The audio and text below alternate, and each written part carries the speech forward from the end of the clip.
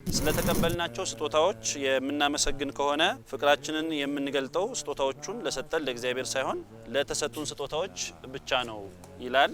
ይሄንን ቃል የተናገሩት አቡነ ሽኖዳ ናቸው። ክብሩን ሁሉ እሱ እንዲወስድ ምስጋናው ሁሉ የሱ እንዲሆን በእኛ አገልግሎት ውስጥ ደግሞ እሱ እንዲታይ ማድረግ አለብን። አለበለዚያ ስለ ስጦታዎቻችን በመናገር የምናጠፋ ከሆነ ጊዜያችንን ስጦታዎቹ እንጂ ስጦታ ባለቤቱ አይገለጥም ብለው አባታችን ብፁዕ አቡነ ሽኖዳ ነግረውናል። ይሄ ትልቅ ትምህርት ያለው ጥቅስ ይመስለኛል።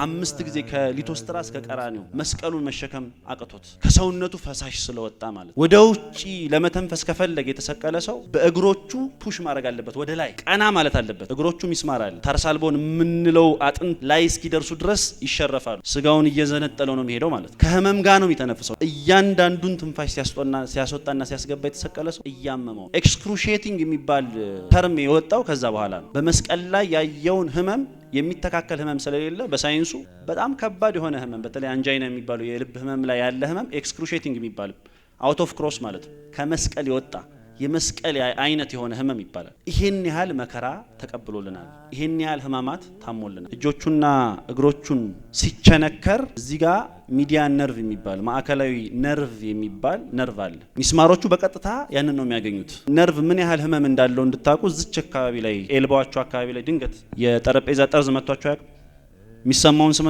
ታውቃላችሁ አይደል? እንደው የሆነች ነገር ጠርዝ ስትመታችሁ ምን እንደሚያደርጋችሁ ራሱ አታውቁትም። እዚህ ውስጥ ሚስማር ሲገባ አስቡት። ህመማችንን ተቀበለ። ደዌያችን በእርሱ ላይ ነበር፣ የድህነታችን ተግሳጽ በእርሱ ላይ ነበር። በእርሱ ቁስል እኛም ተፈወስን። በእያንዳንዱ ቁስሎቹ ላይ ድርሳነ ማህያዊ 1066 ያህል ቁስሎች በራሱ ላይ ነበሩ። 1190 ሰማያዊና ደመና የሚመስሉ ቁስሎች በሰውነቱ ላይ ነበሩ። ይሄን ያህል ጊዜ ያጥንቶቹ ታዩ ይለናል። አንድ ሰው ደም ሲያልባው አይታችሁ ታውቃላችሁ? ደም አልባችሁ ያውቃል? እግዚአብሔር ዓለምን ከፈጠረበት ጥበቡ ዓለምን ያዳነበት ጥበቡ ይበልጣል የምንለውም በዚህ ምክንያት ነው። እንግዲህ እግዚአብሔር ሐኪም ነው። ከሕክምና በፊት የነበረ ሐኪም ነው።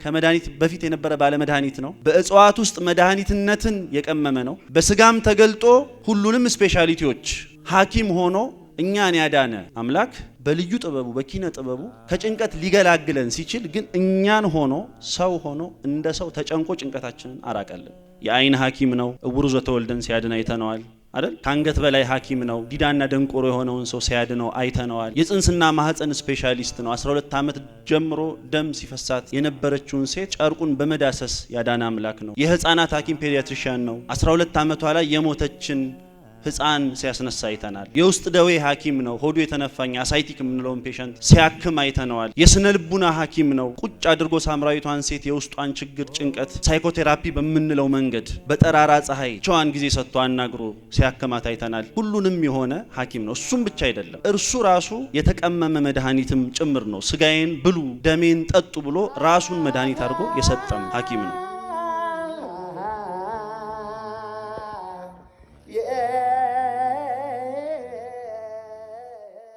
የተሰጠኝ ርዕስ ምንድነው? የጌታችንን ህማማት በሕክምና ባለሙያ እይታ የሚል ርዕስ ነው። እንግዲህ ምናልባት ብዙዎቻችሁ በቲክቶክ አገልግሎት ይመስለኛል የምታውቁኝ። ከዛም በፊት በብዙ አገልግሎቶች ለመሳተፍ ጥር ነበረ። በስጋዊ ስራ ደግሞ የሕክምና ባለሙያ ስለሆንኩኝ ሐኪም ስለሆንኩኝ ይመስለኛል የጌታን ህማማት አሁን የምንቀበለውም ጾም ነገረ ህማሙን በደንብ የምናስብበት ስለሆነ በሐኪም አንደበት ይገለጥ ብለዋል። ጥቂት ደቂቃዎችን ነው የምወስደው። መጀመሪያ ሐኪም የሚለው ቃል ሐከመ ብልሃተኛ ሆነ ከሚለው ቃል ይወሰዳል። ብልሃት፣ ጥበብ የሚሉ ትርጉሞች ይኖሩታል። ኪን ከሚለው ቃል ጋርም አብሮ የሚሄድ ነው። በነገራችን ላይ ኪን ማለት ጥበብ፣ ብልሃት ማለት ነው። ኪነ ጥበብ ብንለው ኪንም ጥበብ ነው፣ ጥበብም ኪን ነው። በነገራችን ላይ ጥበብ እግዚአብሔር አለ፣ ከአጋንንት ከሰይጣን የሆነ ጥበብም ደግሞ አለ። ርእዩ ኪኖ ወምግባሮ ለሰይጣን ሲል የሰይጣንን ጥበብ አሰራር ሰዎችን እንዴት ከአምልኮተ እግዚአብሔር ወደ አምልኮተ ጣዖት ከጽድቅ ስራ ወደ ጽልመት ስራ ዋካ ከሆነው ብርሃን ከሆነው የጽድቅ አሰራር ወደ ጨለማው አሰራር የሚጥልበትን ጥበብ ነው። ስለዚህ ዛሬ ኦርቶዶክሳዊው በሆነው ሰማያዊ በሆነው የእግዚአብሔር ነገር በሚነገርበት የኪን መድረክ ነው የተገናኘ ነው። ሌላ ደግሞ ኪነት የሚባል ሰይጣናዊ አሰራር አለ ባለም ያለ። ስለዚህ ሕክምና ማለት ራሱ ጥበብ ብልሃት ነው። ሕክምና የሚባለውን ኮንሴፕትም ሐሳብም የፈጠረው ራሱ እግዚአብሔር ነው። የመጀመሪያውም ሐኪም ራሱ እግዚአብሔር ነው። በሕክምና ሳይንስ ውስጥ የምንጠቀማቸውን መድኃኒቶች ከእጽዋት እንድናገኝ ያደረገው ራሱ እግዚአብሔር ነው። በመጀመሪያ ለኖህ 1000 በሽታዎችን የሚያክምበትን እጽዋት 700ውን ከተለዩ ልዩ እጽዋት ታገኛለህ፣ 300ውን ከማርና ወተት ታገኛለህ ብሎ ለሰው ልጆች ሕክምናን የገለጠም እርሱ ነው። ሐኪሞችን የሾመ እሱ ነው። ሲራክ 38 ላይ እንደምናነበው አቃቤ ሥራይን አክብረው ሐኪምን አክብረው እግዚአብሔር የሾመው ነውና በእርሱ ፍጥረት ላይ ሾመው ነውና ብሎ የተነገረለትም አምላክ እርሱ ነው። እርሱም ራሱ ደግሞ ልክ እንደ ሐኪም እንደ ቀዶ ሕክምና ሐኪም ዓለማትን ሲፈጥር አዳምና ሔዋንን ሲፈጥር ጀምሮ እንደ ማደንዘዣ እንቅልፍን ሰጥቶ ለአዳም ደግሞም እንደ ቀዶ ሕክምና ሐኪም ከጎኑ አጥንትን ወስዶ ሴት አድርጎ የሰራ የቀዶ ሕክምና ሐኪም ነው። ኋላም በስጋ ሲገለጥ እኛ ስፔሻሊቲ የምንላቸውን የሕክምና ዘርፎች ሁሉ የሰራ ስፔሻሊስት ሐኪም ነው። የአይን ሐኪም ነው። እውሩ ዘተወልደን ሲያድን አይተነዋል አይደል? ከአንገት በላይ ሐኪም ነው። ዲዳና ደንቆሮ የሆነውን ሰው ሲያድነው አይተነዋል። የጽንስና ማህፀን ስፔሻሊስት ነው። 12 ዓመት ጀምሮ ደም ሲፈሳት የነበረችውን ሴት ጨርቁን በመዳሰስ ያዳነ አምላክ ነው። የህፃናት ሐኪም ፔዲያትሪሻን ነው። 12 ዓመቷ ላይ የሞተችን ህፃን ሲያስነሳ አይተናል። የውስጥ ደዌ ሐኪም ነው። ሆዱ የተነፋኝ አሳይቲክ የምንለውን ፔሸንት ሲያክም አይተነዋል። የስነ ልቡና ሐኪም ነው። ቁጭ አድርጎ ሳምራዊቷን ሴት የውስጧን ችግር ጭንቀት ሳይኮቴራፒ በምንለው መንገድ በጠራራ ፀሐይ ብቻዋን ጊዜ ሰጥቶ አናግሮ ሲያከማት አይተናል። ሁሉንም የሆነ ሐኪም ነው። እሱም ብቻ አይደለም፣ እርሱ ራሱ የተቀመመ መድኃኒትም ጭምር ነው። ስጋዬን ብሉ ደሜን ጠጡ ብሎ ራሱን መድኃኒት አድርጎ የሰጠም ሐኪም ነው። እንደ ዛሬ ዘመን ሐኪሞች ተመላላሽ ሕክምናም ቀጠሮም የሚሰጥ አይደለም። ሆስፒታል አላስፈልገውም፣ ነርሶች አላስፈለጉትም። ደግሞ ስካር ሳይት ወይም ደግሞ አሰረ ደዌ ሳይተው ያለምንም ጠባሳ እንዲሁ በቃሉ ሲፈውስ የነበረ ሐኪም ነው። ስለዚህ ያለ ሕክምና ሳይንስ የነበረ ሐኪም ነው። ያለ በሽታ የነበረ መድኃኒት ነው። በስጋም በመጣ ጊዜ ዓለማትንም በፈጠረ ጊዜ አድኖናል። እንግዲህ የእርሱ ፍጥረቶች ምንም እንኳን ለመታመም ለመሞት ባንፈጠርም በገዛ ራሳችን ስበን ባመጣ ነው መዘዝ በሽተኞች ሆነናል። የስጋ የነፍስ በሽተኞች፣ የህሊና የአካል በሽተኞች ሆነናል። ሲፈጥረን ለመታመም አልፈጠረንም። የመታመምን ባህሪ ገንዘብ የሚያደርግ ስጋን ፈጠረልን እንጂ እንድንታመም አልፈጠረንም ነበር። ነገር ግን በመጽሐፈ ጥበብ ላይ እንደተጠቀሰው እግዚአብሔር እሰ ይገብረ ሞተ አላ ሰብረ ሲአን ጸውእዎ ወአምሰልዎ አርከ። እግዚአብሔር ሞትን፣ በሽታን፣ ህማምን አላመጣም። ነገር ግን ዝንጓአን የሆኑ ሰዎች ጠሩት ባልንጀራም አደረጉት ተብሎ በመጽሐፍ ቅዱስ እንደተጻፈ እኛው ራሳችን ቅድም በትምህርቱ እንደሰማችሁት አትብሉ የተባልነውን በልተን አምላክነትን ሽተን ህማምና ሞትን በገዛ ራሳችን አመጣን። ምድር እሾህና አሜከላ ታብቅልብህ የሚለው ርግማን በዕለተ ማክሰኞ የተፈጠሩትን እሾህና አሜከላን የሚወክል አልነበረም። አባቶቻችን እንደነገሩን ምድር ፍትወታት እኩያት ክፉ የሆኑ የኃጢአት ስሜቶች ታብቅልብህ፣ አንድም ምድር ተዋህሲያንን በሽታ የሚሆኑ ተዋህሲያንን ታብቅልብህ እያለው ነው ብለው አባቶች ተርጉመዋል። ስለዚህ ልቡሳነ ስጋ አጋንንት የሚላቸው ድርሳነ ሚካኤል ላይ ርቱዐ ሃይማኖት ላይ እኛ ማይክሮ ኦርጋኒዝምስ የምንላቸው በልዩ ልዩ መልክ በእባብ መልክ፣ በተስቦ መልክ፣ በተቅማጥ መልክ፣ በልዩ ልዩ በሽታ መልክ የሰው ልጅ እንዲጎዱ ሆነው ልቡሳነ ስጋ አጋንንት በስጋችን በሽታ ያመጡብናል። በሽታ ደግሞ የአካል ብቻ አይደለም። የዓለም የጤና ድርጅት ሄልዝ ወይም ደግሞ ጤና የሚለውን ሲተረጉም ምን ይላል መሰላችሁ? ሄልዝ ኢዝ ኤ ስቴት ኦፍ ኮምፕሊት ፊዚካል ሜንታል ኤንድ ሶሻል ዌልነስ ብሎ ነው የሚተረጉመው። ኮምፕሊት የሆነ የተሟላ የአካል የስነ ልቡናና የማህበረሰብ ጤና ነው። አዳም በበደለ ጊዜ በአካሉ ፍትወታት እኩያት የሚሰለጡንበት ሆኑ፣ ልቡሳነ ስጋ አጋንንት ወይም ማይክሮ ኦርጋኒዝምስ የሚያሳምሙት ሆኑ። በህሊናው ደግሞ የሚጨነቅ የሚፈራ የሚርበደበድ የሚርበተበት ሆነ። ገና 7 ዓመት ከ47 ቀን ሲሰማው ያልፈራውን የእግዚአብሔርን ድምፅ አዳም ወዴት ነህ በተባለ ጊዜ በፍርሃት በጭንቀት የበለስ ቅጠልን አገልድሞ የሚርበተበት የሚቅበዘበዝ ጭንቀታም ሆነ። ጭንቀት ህመም ነው በመጽሐፍ ቅዱስ። ከማህበረሰቡ ጋርም ተጣላ። ሶሻል ሄልዝ የምንለውን የማህበረሰብ ጤናውንም አጣ። ይታዘዙት የነበሩ እንስሳት አመጹበት። ሃይማኖትን ያስተምሩ የነበሩት ይጎበኙት የነበሩ በአገልግሎት ይመስሉት የነበሩ መላእክትም ተጣሉት። በቤተልሔም አንድ ሆነው እስኪዘምሩ ድረስ የእግዚአብሔር መላእክት ናቸውና እግዚአብሔር ሰውን ሲጣላ መላእክት ማህበረ መላእክትም ተጣሉት፣ ማህበረ እንስሳትም ተጣሉት። ከማህበሩ ጋር ተጣላ፣ ከራሱ ጋር ተጣላ፣ ከእግዚአብሔር ጋር ተጣላ። ስለዚህ ስነ ልቦናዊ ቀውስ ደርሶበት ነበረ። በአካሉም ታማሚ ሆኖ ነበረ። ስለዚህ ይሄንን አዳም ሊያድን የመጣው ዳግማዊ አዳም እርሱ የሚታመመውን ህመም ታሞለታል። ሐኪም ሕክምና መድኃኒት የሆነው አምላክ እንደገና የህማም ሰው ተባለ በመጽሐፍ ቅዱስ። ኢሳይያስ በትንቢቱ እንደነገረን የህማም ሰው ደዌንም የሚያውቅ ነበር እንዳለን እርሱ ራሱ የሚታመም ስጋን በተዋሃደ ጊዜ በስጋው ታመመ። ጥቂት ነገር ልንገራችሁ። ይሄ ማንደርደሪያ ነው፣ ሰዓት ስለሌለን ወደ ጌቴሴማኒ ልውሰዳችሁ። በጌቴሴማኒ በሉቃስ ወንጌል ምዕራፍ 22 ላይ ተጽፎ እንደምናገኘው ደቀ መዛሙርቱን ወደ ቄድሮንን ወንዝ አሻግሮ ወደ ጌቴሴማኒ ወደ አትክልቱ ስፍራ ወሰዳቸው። ከዛ ሶስቱን የምስጢር ደቀ መዛሙርትን ለይቶ ወደፊት ሄደ። ከሶስቱም ደግሞ የድንጋይ ውርወራ የሚያህል ርቀት ራቀና ብቻውን ሊጸልይ ጀመረ ይላል። ከዛ በኋላ ምን አለ? ሁላችንም የምናውቀውን ጸሎት ጸለየ አይደለም? አባት ሆይ ብትወድስ ይቺ ጽዋ ከኔ ትለፍ አለ። ወደ ምስጢሩ አልገባም።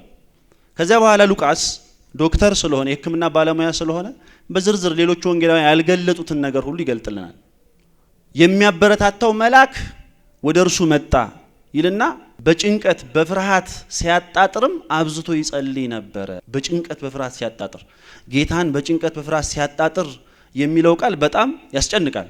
መላእክቱን የሚያበረታቸው መልአክ እንዴት የሚያበረታው መልአክ መጣ ብሎ ያስጠይቃል። ከዛ በኋላ ያለው ቃል ነው በጣም አስደናቂው ቃል። ትንሽ ጊዜ ወስጄ እንድነግራችሁ የምፈልገው በዚህ ጉዳይ ነው። ወዙም ይላል ላቡ በምድር ላይ እንደሚንጠበጠብ እንደ ደም ነጠብጣብ ነበረ። ወዙም በምድር ላይ እንደሚንጠበጠብ እንደ ደም ነጠብጣብ ነበረ። አዳም በገነት ሆኖ የተጨነቀውን ጭንቀት የፈራውን ፍርሃት ጌታችን ፈራለት። ካሳ ሊሆነው ምንም አጥቶ አይደለም፣ ለካሳ ስለመጣ አዳምን ለመካስ እንዲህ የሚጨነቅ የሚፈራ የእናንተን ስጋ ተዋህጃለሁ ለማለት ለአጽድቆ ትስብእት። አንድም ደግሞ ሰይጣንን ለማቅረብ እንደዚህ የሚጨነቅ የሚፈራ ስጋን የተዋሃደማ ሩቅ ብእሲ ነው እንጂ አምላክ አይደለም ብሎ እንዲቀርበው፣ ደግሞም ለአብነት እንዲህ በምትጨነቁበት ጊዜ የሚያበረታችሁ መልአክ ይመጣል፣ ይችን ጽዋ ከኔ ያሳልፍ፣ ይችን መከራ ከኔ ያሳልፍ ሊል ይላሉ። ለአጽድቆተ ትስብእት ለአቅርቦተ ሰይጣን በአዳም ቦታ ተገብቶ አዳምን ሆኖ እና ለአብነት ነው የስጋ ስራዎችን ሁሉ የሰራው። ወዙም በምድር ላይ እንደሚንጠበጠብ እንደ ደም ነጠብጣብ ነበረ። ላቡ ደም ነበረ ማለት ነው። አንድ ሰው ደም ሲያልባው አይታችሁ ታውቃላችሁ? ደም አልባችሁ ያውቃል? በሳይንሱ ሄማቲድሮሲስ ወይም ደግሞ ሄማቲ ሃይድሮሲስ ይባላል። የሕክምና ባለሙያዎች ሊገባችሁ ይችላል። ምናልባት በቀላል አማርኛ ላስረዳችሁ።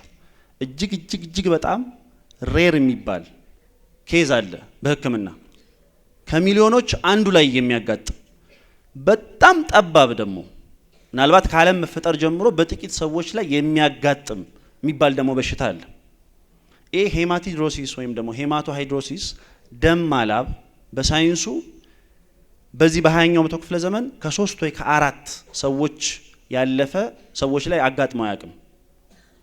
ምናልባትም በታሪክ የጌታችን ኢየሱስ ክርስቶስና ሊዮናልዶ ዳቪንቺ የተባለ አንድ ከያኒ ከጦር ሜዳ የተመለሰ አንድ ሰው ላይ አየሁት ብሎ ካሰፈረው ሌላ የተመዘገበ አናገኝም። በጣም ከባድ የሆነ ጭንቀት ውስጥ አንድ ሰው ሲገባ የላብ እጢዎች ወይም ደግሞ ላብን የሚያመነጩ እጢዎች አካባቢ ያሉ በጣም ጥቃቅን የደም ስሮች አሉ። እነኛን የደም ስሮች የሚያጠጣ ደግሞ የነርቭ ሰፕላይ አለ፣ ሲምፓቴቲክ ነርቭ ሰፕላይ የሚባል መጠኑ ይጨምራል። በዛ ጊዜ በጣም ፕሬሸራይዝ ስለሚያደርገው ጥቃቅኖቹን የደም ቧንቧዎች ካፒላሪስ የሚባሉት የደም ቧንቧዎችን እንዲበጣጠሱ ያደርጋል። ስለዚህ በቀጥታ ደም ወደ ላብጤዎች ይገባል ማለት ነው። ይሄ እጅግ በጣም አስጨናቂ ሁኔታ ውስጥ አንድ ሰው ሲገባ የሚደርስ ነው። ያኔ ደም ያልበዋል። እንግዲህ እግዚአብሔር ሐኪም ነው። ከሕክምና በፊት የነበረ ሐኪም ነው። ከመድኃኒት በፊት የነበረ ባለ መድኃኒት ነው። በእጽዋት ውስጥ መድኃኒትነትን የቀመመ ነው። በስጋም ተገልጦ ሁሉንም ስፔሻሊቲዎች ሐኪም ሆኖ እኛን ያዳነ አምላክ በልዩ ጥበቡ በኪነ ጥበቡ ከጭንቀት ሊገላግለን ሲችል ግን እኛን ሆኖ ሰው ሆኖ እንደ ሰው ተጨንቆ ጭንቀታችንን አራቀልን። ተጨነቀ ተሰቃየም ያለው ኢሳይያስ ይሄንን ነው። ይሄ ትልቅ ጥበብ ነው። እግዚአብሔር ዓለምን ከፈጠረበት ጥበቡ ዓለምን ያዳነበት ጥበቡ ይበልጣል የምንለውም በዚህ ምክንያት ነው። ከዛ በኋላ ሌሊት ከተያዘ በኋላ የደረሰበትን ግርፋት ስትመለከቱ በጣም ትደነቃላችሁ። በተለይ በሕክምና ቋንቋ ሮማውያን ወታደሮች 40 ጊዜ እንደሚገርፉ ይታወቃል። 39 እያረጉ ቁጥር እያሳሳቱ 6666 ግርፋትን ገርፈውታል። በቅድስት ቤተ ክርስቲያናችን ድርሳነ ማህያዊ የሚባል ከቅዱሳት አንስት ሶስቱ አንስት መልቴዳ፣ ቤርዜሊ፣ ቤርዜዳ የሚባሉ የጻፉት አለ። በቁጥር ያስቀምጡታል የተገረፈውን ግርፋት። ሮማውያን ወታደሮች አጥንትና ብረት የተቀላቀለበትን ጅራፍ ነው የሚጠቀሙት። አንድ ግርፋት በተገረፈ ቁጥር ቆዳውን እያነሳ ነው የሚሄደው። ያ ሁሉ ደሙን እያንቆረቆረው ስጋዬም እንደገል ደረቀ፣ ጉሮሮዬም በትናጋይ መካከል ተጣበቀ የሚለውን የዳዊት ትንቢት ይፈጽም ዘንድ እንደ ውሃ ፈሰስኩ የሚለውን የዳዊት ትንቢት ይፈጽም ዘንድ ደሙ እንደ ጎርፍ ውሃ ፈሰሰ። ዛሬ ሁሉ ጊዜ ሲደጋገም ስንሰማው ጆሮአችን ለምዶታል። ትንሽ በሳይንሱ ቋንቋ ሊቀይርላችሁ ብዬ ነው። ጌታን ወደ ሞት ካደረሱት የሕክምና ሜካኒዝሞች አንደኛው ሃይፖቮሊሚክ ሾክ የምንለው ነው። ሰው ብዙ ፈሳሽ ከሰውነቱ ሲወጣ ሾክ ውስጥ ይገባል። ሾክ የሚለው ቃል ለእናንተ አዲስ አይደለም ብዬ አስባለሁ።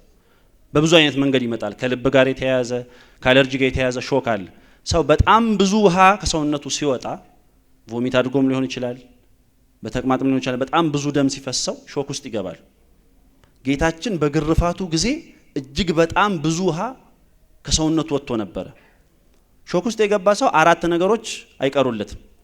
አንደኛ የልብ ምቱ በከፍተኛ መጠን ልቡ በከፍተኛ መጠን ትመታለች፣ ግን የሌለ ደም ነው የምትረጨው። ሁለተኛ የደም ግፊቱ ይወርዳል፣ ሃይፖቴንሽን የምንለው ማለት ነው። የደም ግፊቱ በከፍተኛ መጠን ሲወርድ ፌንት ያደርጋል ወይም ደግሞ ኮላፕስ ያደርጋል። ኩላሊትም ሽንት ማምረት ያቆማል ያለውን ውሃ ለመቆጠብ። መጨረሻ ላይ በጣም ይጠማል ከሰውነቱ ያለው ፈሳሽ ስለሚወሰድ ማለት ነው። ጌታችን ተጠማው ሲል አታስታውሱ? ተጠማው ብሏል በመስቀል ላይ።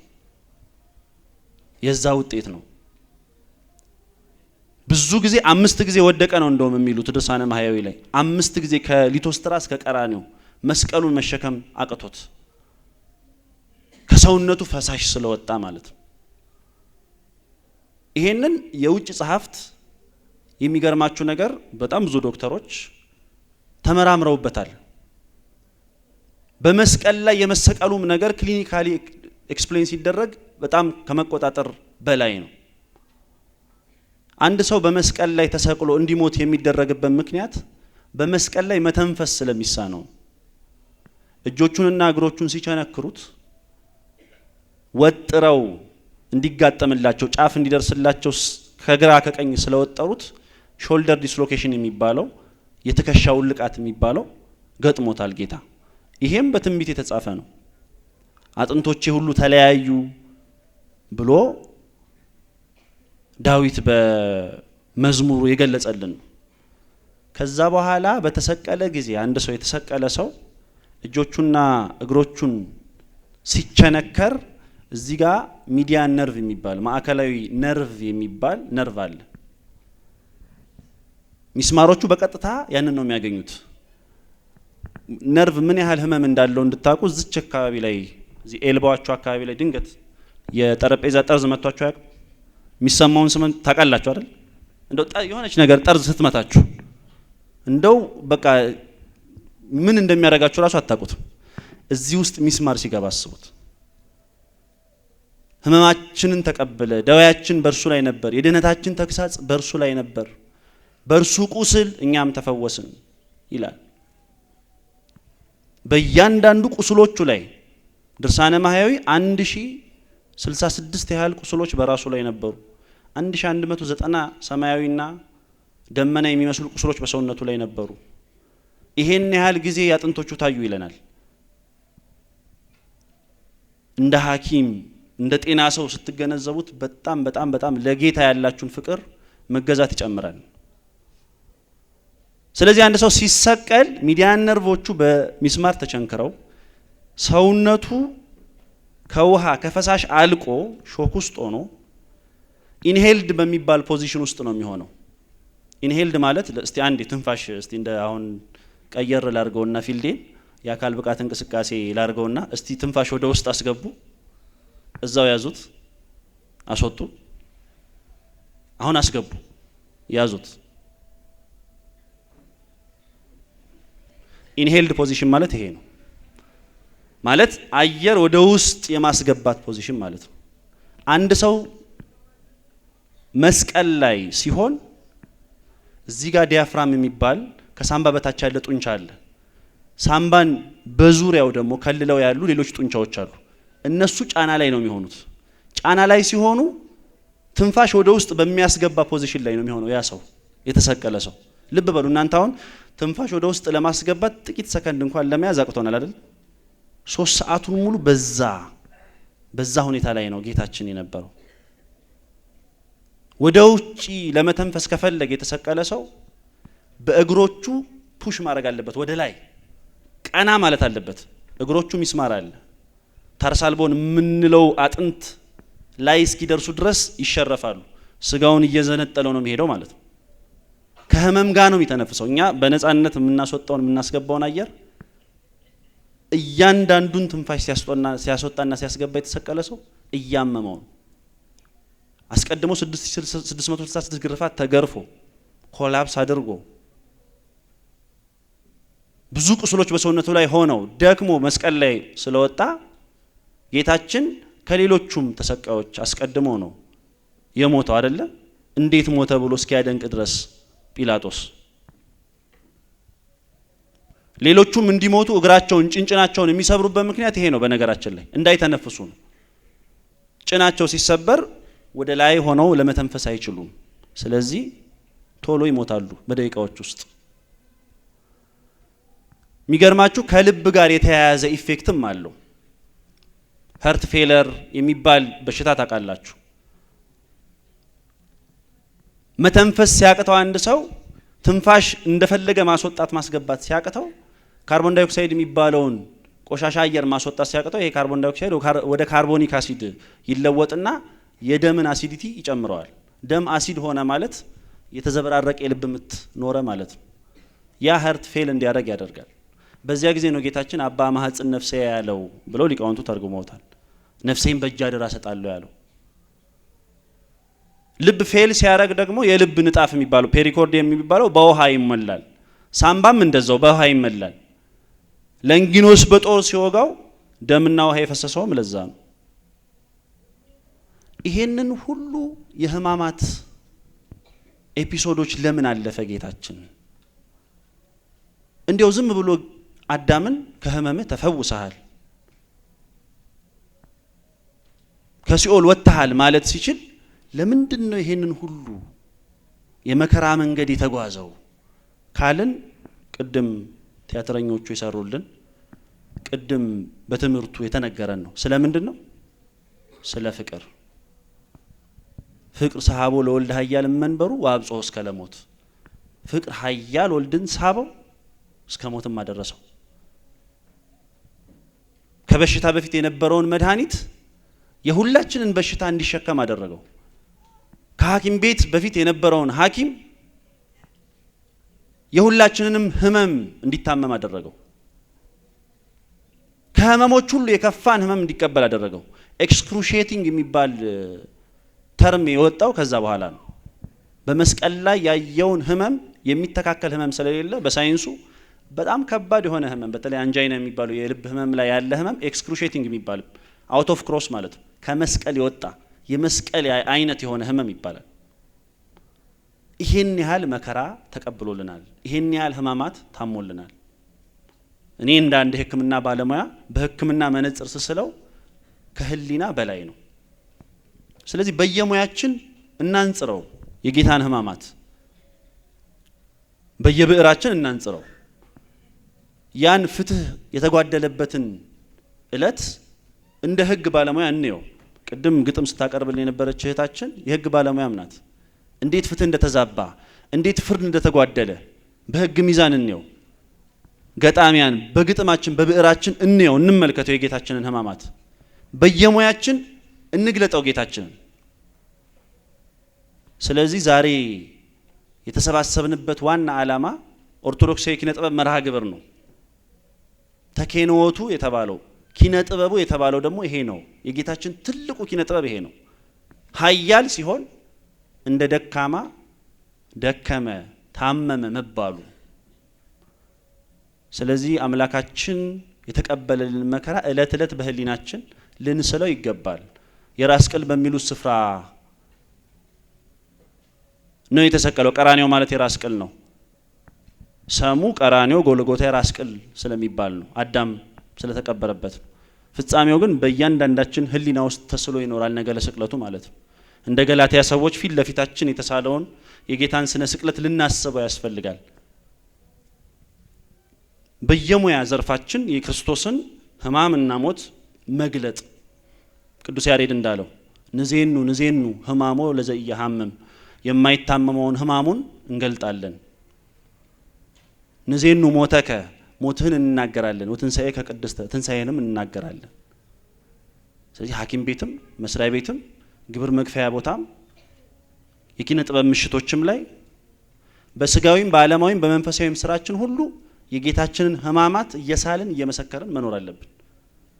ዛሬ በጥቂት ሰዓታት የገለጥኩላችሁ ከህክምና አንጻር ጌታ የተቀበላቸውን ህማማት ባጭሩ መግለጥ ነው። እነ ዴቪድ ትሩማን እና አሌክሳንደር ሜተረል ትልልቅ መጽሐፍትን ጽፈዋል። ትራውማቶሎጂስቶች፣ የቀዶ ህክምና ሐኪሞች፣ የአይን ሐኪሞች፣ የአንገት በላይ ሐኪሞች እምነታቸውን የሚያጠነክር ነው የሆነላቸው። ስለ ጌታ ነገር ሲያስቡ የሚያስክድ አይደለም። ስለዚህ የዚህ ሁሉ አቅርቦት ዙሪያ ጥምጥም መልእክቱ ፍቅሩን መገንዘብ ነው። የሱን ፍቅር እኮ ብንገነዘብ ኖሮ ቅድም ድራማው ላይ እንዳየነው ሰው ላይ አንጨካከንም ነበር አይደል? ክፉ አንሆንም ነበር። በህይወታችን ልናንጸባርቀው ያስፈልገናል። ይሄን ሁሉ ዋጋ የከፈለው እኛም ለወንድሞቻችን ለእህቶቻችን ፍቅር እንድንሰጥ ነው። ይሄ ሁሉ ፍጻሜ ፍቅር ነው። ትንቢትንም ቢሆን የሚያሽረው ፍቅር ነው። 120 ሺውን የነነዌን ሰዎች ያስማረው የተናገረውን ነገር አስቀርቶ ፍቅር ነው።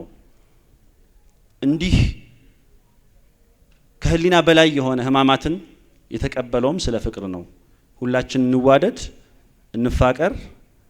እርሱ በኪነ ጥበቡ ኃያል ሲሆን ለአጽድቆተ ስብዕት ለአቅርቦተ ሰይጣን በአዳም ቦታ ተገብቶ ለአብነት የሰራውን ይሄንን የቸርነት ስራ እኛም በህይወታችን በሙያችን እንግለጠው። ስለነበረን ጊዜ አምላካችን ስሙ የተመሰገነ ይሁን። ወስብሐት ለእግዚአብሔር።